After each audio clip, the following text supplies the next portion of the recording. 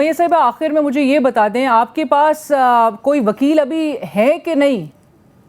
नहीं, फिलहाल तो कोई वकील नहीं है हमारे पास जो हमारे साथ जाए अदालत में। अभी तो मैं खुद ही खड़े होकर जो हमें लग रहा है एक दो पॉइंट्स रेस करें जो फैमिली के बहाफ पे, जो अरशद की वालदा के हैं और जो मेरे हैं।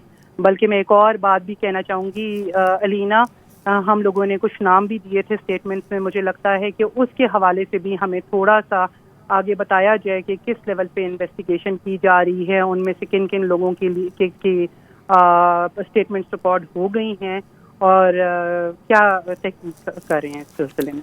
राइट, बहुत शुक्रिया सुमैया साहिबा हमारे लिए वक्त निकालने का, हमसे बात करने के लिए। एहलिया अरशद शरीफ शहीद हमारे साथ इस वक्त हमसे बात करी थी। और अलमिया ये है कि आज उनकी फैमिली के पास, और अरशद शरीफ साहब जो कि लोगों को इंसाफ दिलवाने के लिए आवाज़ उठाते थे, आज उनको इंसाफ दिलवाने के लिए कोई उनकी फैमिली को वकील तक नहीं मिल पा रहा। सहाफ़ती तंजीमों को भी उस हवाले से हम ज़रूर अपील करेंगे कि तमाम हाईएस्ट फोरम्स पर आवाज़ उठाई जाए, ताकि ये केस और ये एक जिस तरह से उनकी फैमिली उम्मीद करती है कि अरशद शरीफ साहब को इंसाफ दिलवाया जाना चाहिए, वो इंसाफ होता हुआ भी नज़र आना चाहिए, इंसाफ मिलता हुआ दिखाई देना चाहिए।